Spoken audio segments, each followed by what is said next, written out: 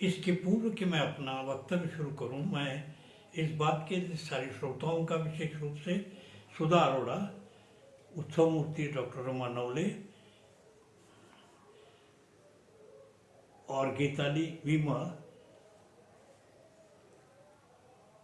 के क्षमा मांगता हूं, क्योंकि मैंने ये कहा था कि मैं किसी भी हालत में आऊँगा, परंतु इस आयु में अचानक जो जुकाम और खांसी और भी परेशानियां शुरू हो गई, जिससे मैं मुकाबला कर रहा हूं, जिस कारण मैंने आने का निर्णय रद्द किया। यहाँ उपस्थित सभी का विस्तार से परिचय दिया गया है, मैं उस परिचय में कुछ जोड़ना चाहता हूँ। आयु के 70वें साल में सुधा अरोड़ा के संपर्क में मैं आया। ये उनका बड़प्पन था कि उन्होंने मुझे अपने बड़े भाई का स्थान दिया। जीवन में मैं हिंदी के अनेक लेखकों लेखिकाओं से मिला हूँ, उनके साथ जीवन के अनेक क्षण मैंने गुजारे हैं। तो मेरे अपने निरीक्षण के अनुसार कुछ लेखक के रूप में थिगने होते हैं, मनुष्य के रूप में ऊंचे, और कुछ ऐसे होते हैं जो मनुष्य के रूप में थिगने और लेखक के रूप में ऊंचे होते हैं। बहुत कम ऐसे लेखक हैं जो लेखक के रूप में और मनुष्य के रूप में भी एक ही स्तर पर होते हैं, उतनी ऊंचाई पर होते हैं। सुधा अरोड़ा उनमें से एक है। गीताली वीमा विद्रोही व्यक्तित्व है। जाति रहित जीवन जीने हेतु उपनाम लगाना ही उन्होंने बंद कर दिया। उनके नाम के साथ जो वी म शब्द हैं, वो उनके पिता और माँ का नाम है। महाराष्ट्र में नहीं, पूरे देश में ये एकमात्र महिला है जो पुरुषों की कथा व्यथा के लिए मंच उपलब्ध करा चुकी है। पुरुष वाच दीपावली अंक हर वर्ष निकालते हैं। इसमें केवल पुरुष ही लिखते हैं और उनकी व्यथा कथा के विषय खुद गीताली जी देती हैं। सुधा अरोड़ा और मैं पहली पीढ़ी के हैं, गीताली और रमा दूसरी पीढ़ी के, 60 से अधिक सतीश और दिलीप तीसरी पीढ़ी के। पता नहीं आप बैठे चौथी और पांचवी पीढ़ी ने या कि पहली या दूसरी पीढ़ी ने दिलीप को कितना पढ़ा है।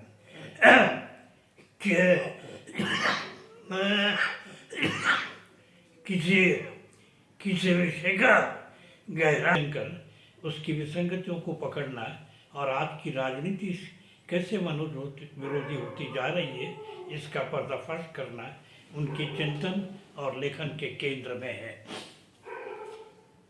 उनके लेखन को पढ़ते समय मैं हमेशा मेरी पीढ़ी के कुछ लोगों के वक्तव्यों की बेबुनियादी महसूस करता हूँ, क्योंकि मेरी पीढ़ी के कई लोग कहते हैं कि आने वाली पीढ़ी में पढ़ने लिखने वाले बहुत कम हैं, सब के सब तकनीकी इसके शिकार हो चुके हैं। परंतु दिलीप जैसे व्यक्ति को हम देखते हैं तो लगता है कि ये कितना गलत है। हिंदी के एक बहुत उपेक्षित एकांकीकार थे भुवनेश्वर। उन्होंने अपने एक एकांकी में एक स्थान पर लिखा, आने वाली जनरेशन चाहे कुत्तों की हो या बिल्लियों की, पर हमसे अच्छी होगी। निश्चित रूप से सतीश और दिलीप से मेरी पीढ़ी बहुत उम्मीद कर रही है।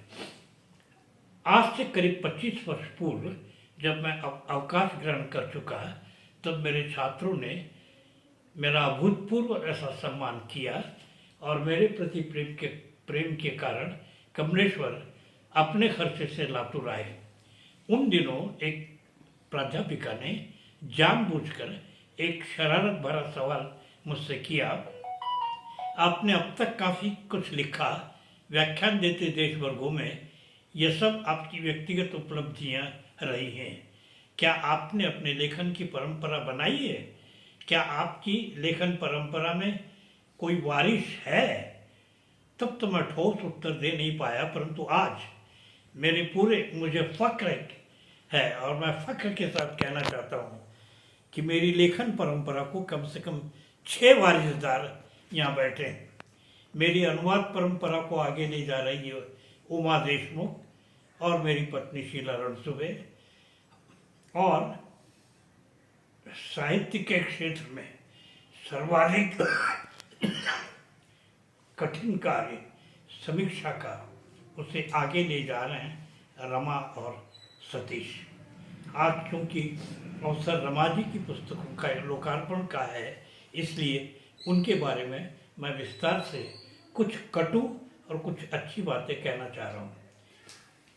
अध्यापक बनने से लेकर आज तक मेरी ये आदत रही है कि जहाँ कहीं मैं प्रतिभा की चमक और श्रम करने की तैयारी देखता हूँ, उनके पीछे लगता हूँ, भले ही वह किसी और व्यवसाय में हो, और कहता हूँ लिखो, उन्हें विषय देता हूँ आदि आदि।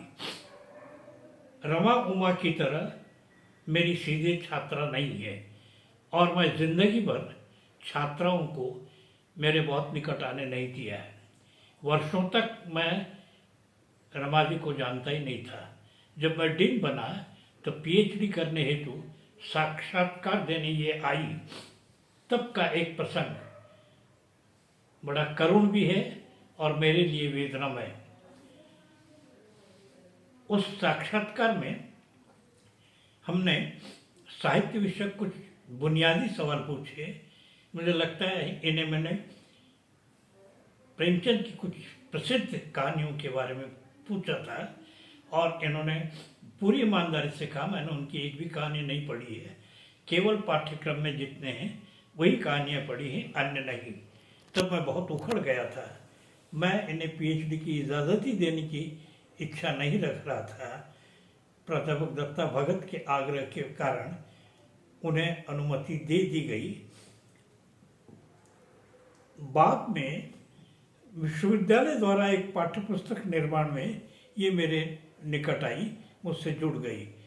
तब मैं उनकी आकलन शक्ति, अभिव्यक्ति शक्ति से परिचित हुआ और कुछ नया लिखने के लिए उन्हें उकसाता रहा। बहुत स्पष्ट बोलूं तो ये महिला घोर आलसी है।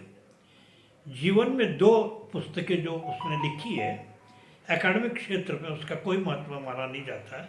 एक एमफिल का लघु शोध प्रबंध तथा दूसरा पीएचडी का शोध प्रबंध।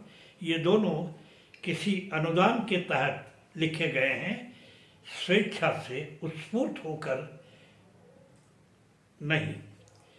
उसका सही और उत्स्फूर्त काम है समीक्षा की समीक्षा। इस पुस्तक की प्रशंसा में मैं अधिक नहीं बोलूँगा, क्योंकि ये मेरी रचनाओं पर आधारित है। इस काम से मैं इतना प्रसन्न हुआ कि मैंने उसे नई परियोजना हाथ में लेने के लिए कहा। तब तक वो निवृत्त हो चुकी थी। मैं बार बार फ़ोन करता। उसके दिमाग में कुछ विचित्र सी बातें बैठी हैं, केवल उसके ही दिमाग में नहीं, यहाँ बैठे हुए उसके छात्रों और कईयों के दिमाग में, कि निवृत्ति ये केवल आराम करने के लिए होती है, कुछ करने के लिए नहीं। ये सबसे भयंकर ऐसा भ्रम है। वास्तविकता ये है कि यूजीसी ने अपने नियमों में स्पष्ट रूप से कहा है कि प्राध्यापक की ड्यूटी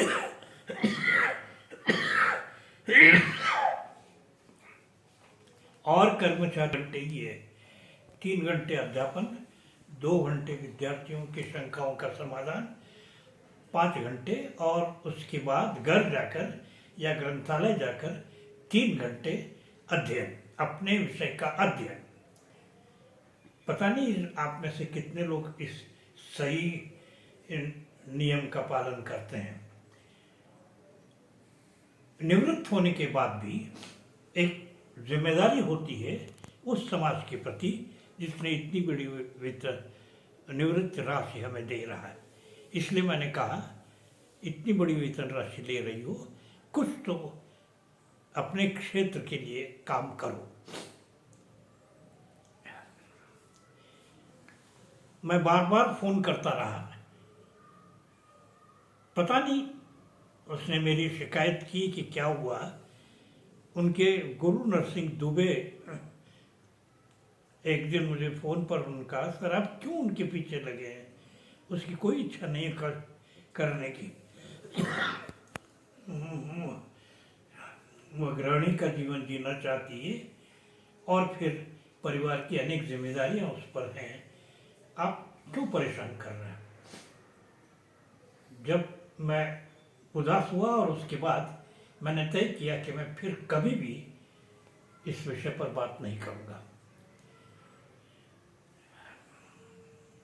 और अचानक एक दिन जब मैं ठाणे में था, इनका फोन आया और मुझे कहने लगे कि सर मुझे कोई परिवहन योजना दीजिए, मैं काम करना चाहती हूँ। मैंने कहा 6-7 महीने से मैं पूछ रहा था। उसने कहा जो बात हो गई जाने दीजिए, अब मुझे विषय दीजिए। फिर मैंने उसी दिन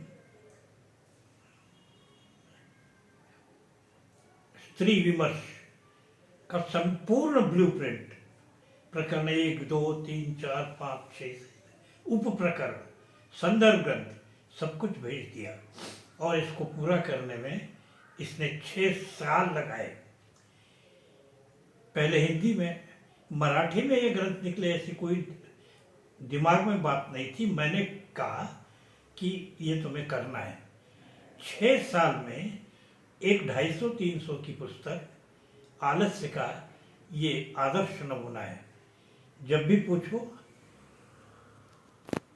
किसी भी बात को लेकर, कल करूंगी। मैंने कहा जरा आज फोन करो प्रकाशक को, कल करूंगी।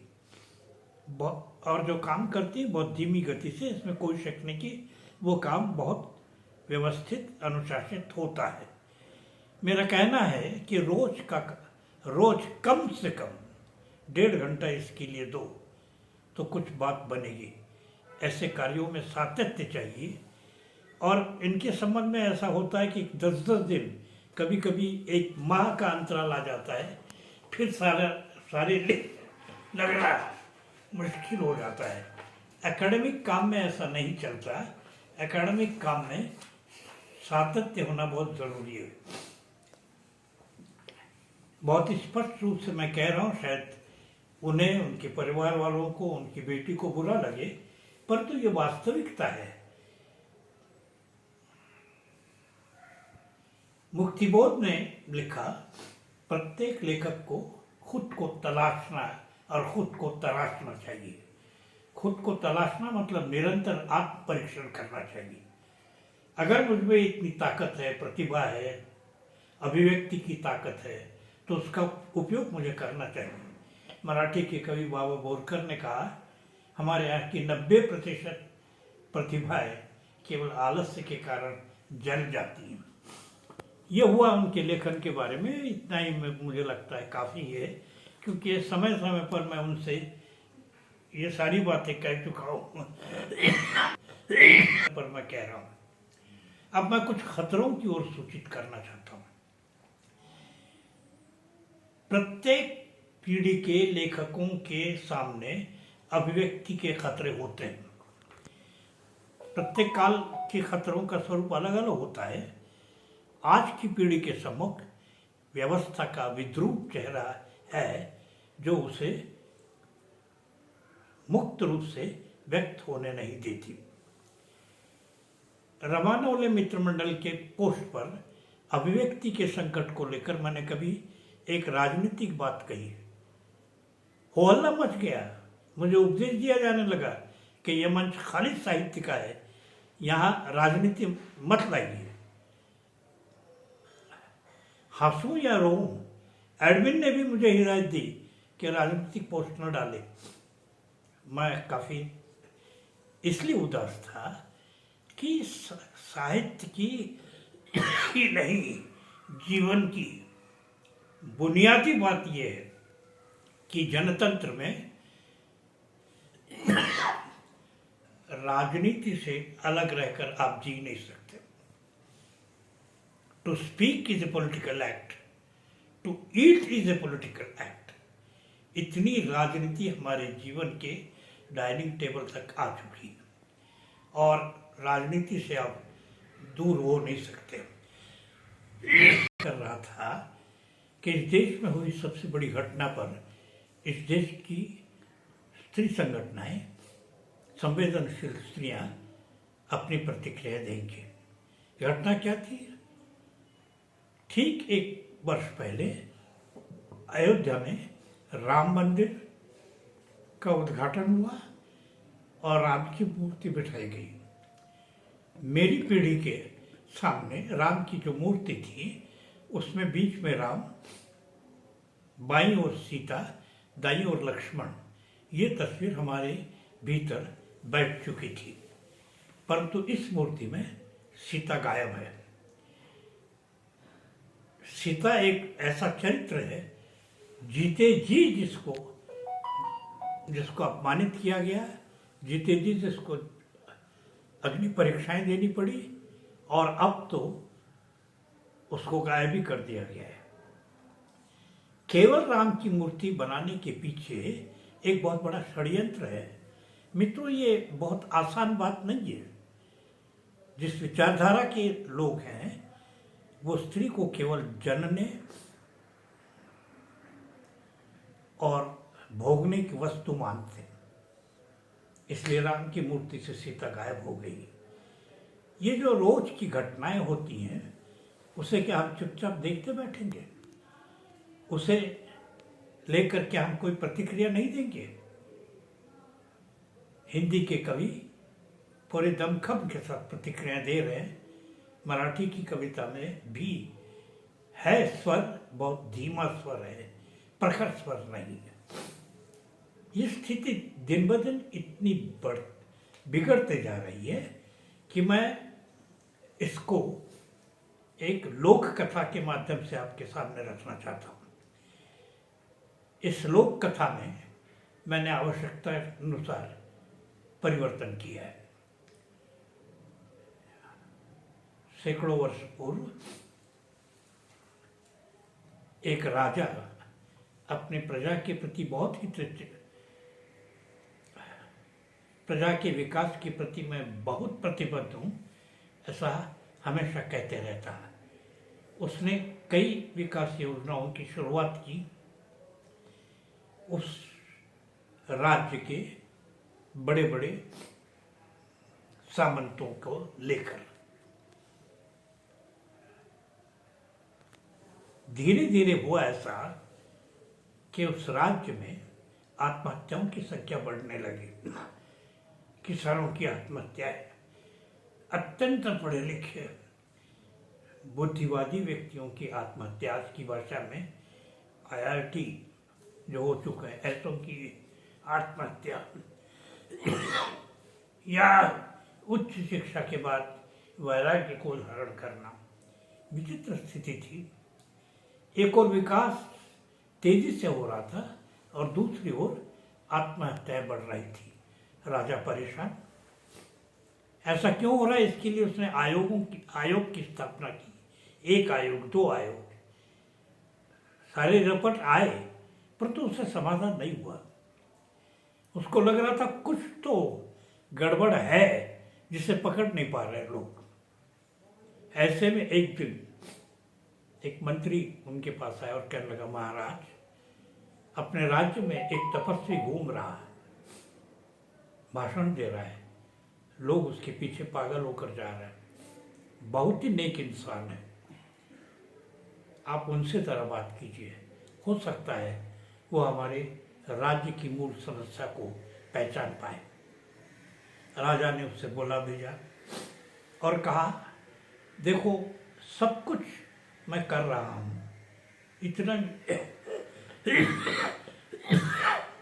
इतनी विकास की परियोजनाएं मैंने की हैं, फिर भी लोग आत्महत्या कर रहे हैं। संवेदनशील लोग आत्महत्या कर रहे हैं, बुद्धिमान लोग आत्महत्या कर रहे हैं, श्रमिक कर रहे हैं, किसान कर रहे हैं। आखिर ऐसा क्यों हो रहा है? क्या आप मुझे कारण बतलाएंगे? आप मेरे राज्य में घूमिए, आपको जो जो भी चाहिए मैं उपलब्ध करा के दूंगा। मानव संसाधन, पैसा, घोड़े आदि आदि।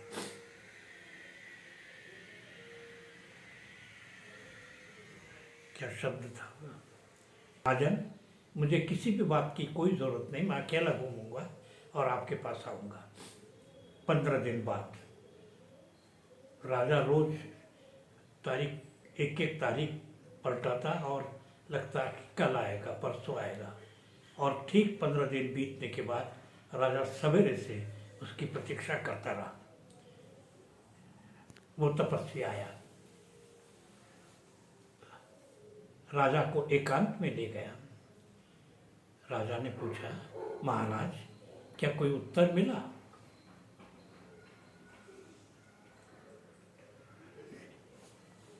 क्या शब्द मैंने किया? उस तपस्वी ने कहा, राजन ये स्थिति इसलिए विकराल हो गई है क्योंकि अपने राज्य से शब्द अपना अर्थ खो चुके हैं।